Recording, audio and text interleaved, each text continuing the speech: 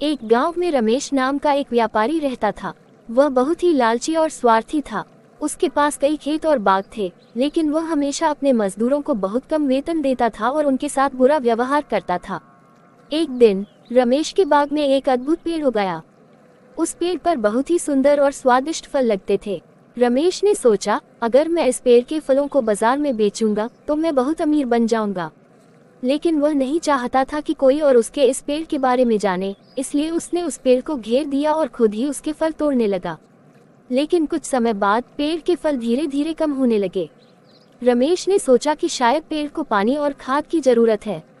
उसने मजदूरों को कहा कि वे पेड़ की देखभाल करें, लेकिन फिर भी फल नहीं बढ़े। रमेश बहुत परेशान हो गया और सोचने लगा कि क्या करे। एक दिन एक बुजुर्ग व्यक्ति उस गांव में आया।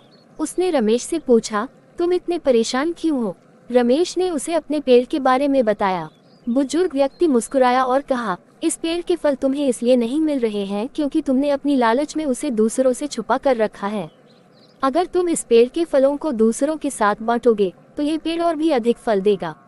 रमेश को ये सुनकर यकीन नहीं हुआ, लेकिन उसके पास कोई और उपाय नहीं था, इसलिए उसने पेड़ के फलों को गांव के लोगों के साथ बांटने का फैसला किया। जैसे ही उसने ऐसा किया, पेड़ ने फिर से बहुत सारे फल देने शुरू कर दिए। रमेश को इस घटना से सीख मिली कि लालच से कुछ हासिल नहीं होता, बल्कि दूसरों के साथ बांटने से खुशियां और भी बढ़ जाती हैं। इसके बाद उसने कभी भी